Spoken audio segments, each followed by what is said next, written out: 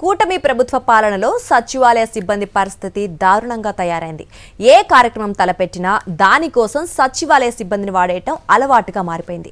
గ్రామ స్వరాజ్యాన్ని సుసంపన్నం చేసే లక్ష్యంతో వైఎస్ఆర్సీపీ ప్రభుత్వం తీసుకొచ్చిన సచివాలయ వ్యవస్థను నిర్వీర్యం చేయటమే కాకుండా ఆ సిబ్బందిపై కూడా కూటమి ప్రభుత్వం కక్ష సాధింపు చర్యలకు పాల్పడుతోంది.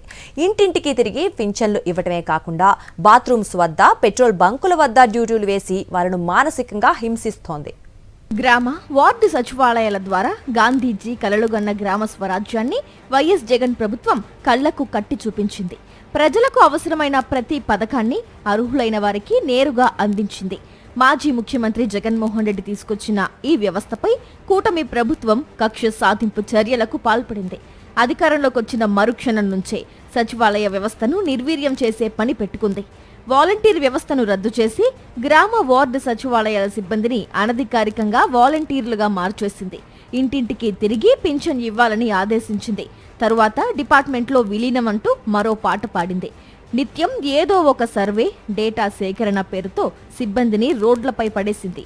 ఇటీవల శివరాత్రి సమయంలో ఏకంగా మరుగుదొడ్ల దగ్గర సచివాలయ సిబ్బందిని కాపలా పెట్టింది చంద్రబాబు సర్కార్.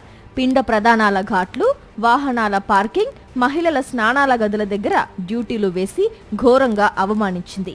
ఇప్పుడు మండు వేసవిలో పెట్రోల్ బంకుల వద్ద డ్యూటీలు వేసింది. పైగా నైట్ షిఫ్ట్లు కూడా. వేధింపులు భరించలేక అనేక మంది సచివాలయ ఉద్యోగులు ఆత్మహత్యలు చేసుకుంటుంటే కూటమి ప్రభుత్వానికి పట్టడం లేదు. పైపెచ్చు వేధింపుల పర్వాన్ని మరింత ఉధృతం చేసింది.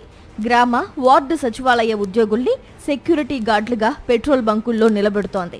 దారుణంగా రాత్రిపూట విధుల్లో నియమిస్తోంది. అంతర్జాతీయ కార్మిక చట్టాలను సైతం ఉల్లంఘిస్తూ 8 గంటల ఉద్యోగాన్ని ఏకంగా 12 గంటలు చేయాలని మాచర్ల మున్సిపల్ కమిషనర్ జారీ చేసిన ఉత్తర్వులతో సచివాలయాల సిబ్బందిపై ప్రభుత్వ చిత్తశుద్ధి బట్టబయలైంది.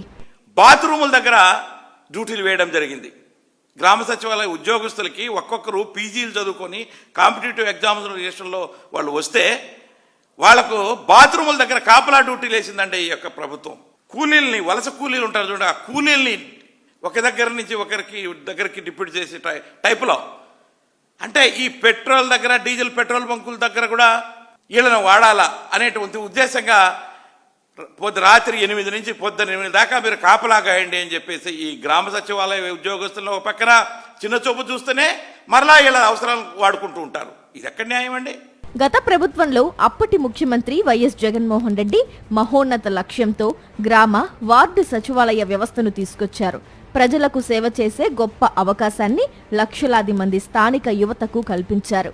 కానీ చంద్రబాబు అధికారంలోకి వచ్చిన తరువాత అదే ఉద్యోగులపై కక్ష సాధింపునకు దిగారు.